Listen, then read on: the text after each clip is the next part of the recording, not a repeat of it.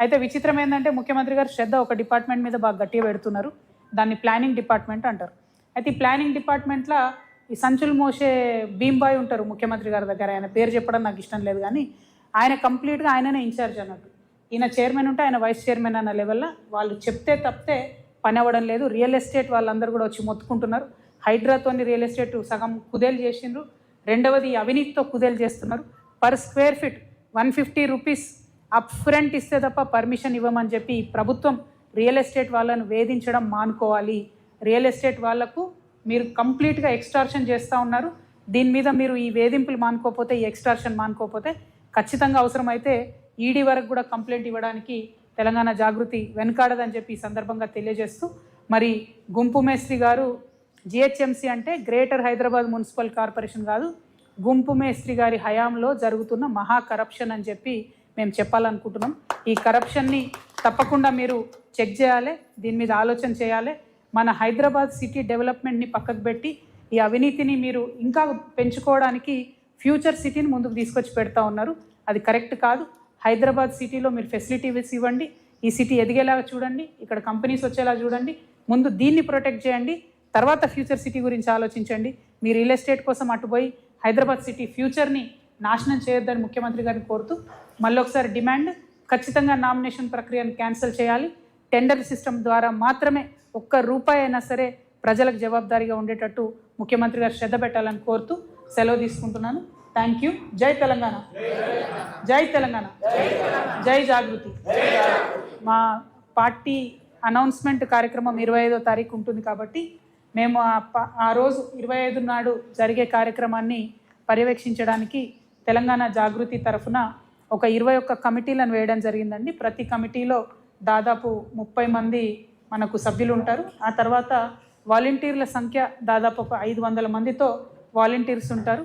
ట్రాఫిక్కి కానీ పోలీస్ వాళ్ళకి కానీ వచ్చేటటువంటి అన్ని జిల్లాల నుంచి తరలి వచ్చేటటువంటి వెహికల్స్కి ఇబ్బంది కాకుండా ఈ కమిటీస్ విత్ ఫోన్ నంబర్స్ మేము మా సోషల్ మీడియాలో పెట్టడం జరుగుతుంది. సో ప్రెస్ మిత్రులందరి పక్షాన ప్రజలకు కూడా తెలియజేస్తూ ఉన్నాను, పొద్దున మనకు 10కే ముహూర్తం ఉంది కాబట్టి తొందరగా తరలి రావాలి. వచ్చేటటువంటి వారందరూ కూడా పార్కింగ్ ఏర్పాట్లన్నీ కూడా చేస్తూ ఉన్నారు. బట్ ఏమాత్రం అనుమానాలు ఉన్నా ఈ కమిటీల వివరాలన్నీ ఆన్లైన్లో ఉంటాయి కాబట్టి డైరెక్ట్గా ఫోన్ చేసి తెలుసుకోవచ్చు. జాగృతి బాధ్యులందరినీ కూడా ఒక 21 కమిటీలతోని మేము సభకు ఏర్పాట్లు చేసుకుంటామని సంతోషంగా తెలియజేస్తున్నాము. Thank you. జై తెలంగాణ. జై తెలంగాణ.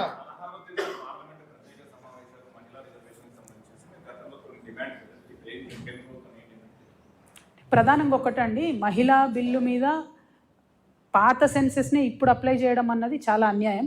ఆల్రెడీ దీనివల్ల మొన్న జరిగిన పార్లమెంట్ ఎన్నికల్లో మహిళలకు అవకాశాలు పోయినాయి.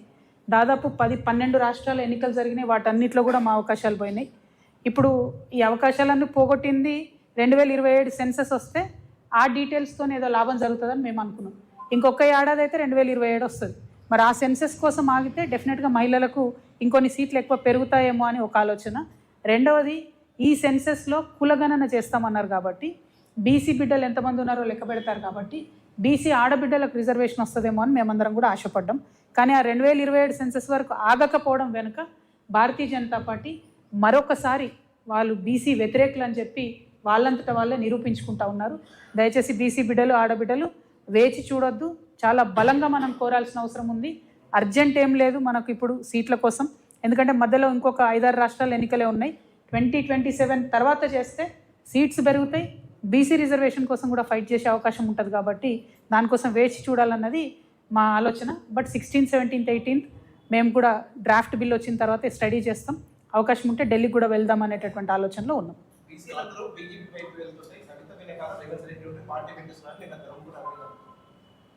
అసలు ఆయన ఎవరన్నది సగం మంది గుర్తులేదు, మా నిజామాబాద్ వాళ్ళకే గుర్తులేదు ఆయన ఎవరన్నది.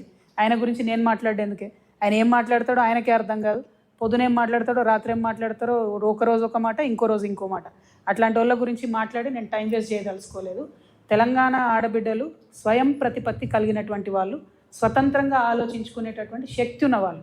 నేను తెలంగాణ ఉద్యమంలో రాటుదేలి ప్రజల మధ్యలో ఉండి ప్రజల మధ్యలో బతికి ప్రజల కోసం పనిచేయడానికి వస్తున్నటువంటి ఒక ఆడబిడ్డను. నన్ను పట్టుకొని ఎవరో మద్దతు ఇస్తే మీరు బతుకుంటారు, ఎవరో మద్దతు ఇస్తే మీరు ఉంటారంటే కేవలం ఆయన పురుష అహంకారం కనబడుతుంది తప్పితే ఇంకొకటి కాదు. ఇటువంటి మాటలు అరవింద్ గారు ఇంకోసారి మాట్లాడితే మంచిగా ఉంటుందని కూడా తెలియజేస్తాను. Thank you. జై తెలంగాణ. ఏమో నేను చెప్పిన కదా, ఆయనకు తలకాయనే లేదు. ఆయన గురించి ఎందుకు మనకు డిస్కషన్, వేస్ట్ ముచ్చట. ఆయనకు అరవింద్ అనేట ఆయనకు తలకాయ లేదు, ఉన్నా పని చేయదు, వేస్ట్.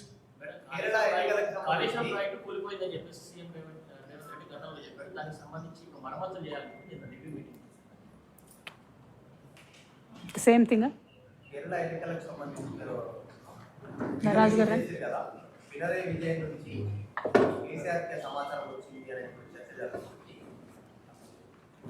అంటే కేరళ ప్రజలను తెలంగాణలో కాంగ్రెస్ పార్టీ మనం చేసిన మోసాన్ని తెలియజేయడం కోసం మాత్రం నేను ఆ వీడియోని రిలీజ్ చేసినాను. అంతో ఇంత కేరళ ప్రజలు కాంగ్రెస్ పార్టీ చేసిన మోసాన్ని తెలుసుకొని లిబరల్ లెఫ్ట్ని గెలిపిస్తే నేను సంతోషపడతాను. డెఫినెట్గా అందులో డౌట్ లేదు. ఆ చర్చ ఎక్కడెక్కడ ఏ ఏ పార్టీలో జరిగిందో నాకు అనవసరం, నాకు తెలియదు కూడా. నాకు ఐడియా లేదు. నీ లెక్క నేను కూడా పేపర్లో చూసిన, తప్పితే నాకైతే ఐడియా లేదు. బట్ కాళేశ్వరం అనే ప్రాజెక్ట్ని ఇదివరకు వాడుకోము అని చెప్పినటువంటి ముఖ్యమంత్రి గారు మళ్ళీ కాళేశ్వరాన్ని ఉపయోగంలోకి తేవాలి అనేటటువంటి ఆలోచన నేను వెల్కమ్ చేస్తున్నా.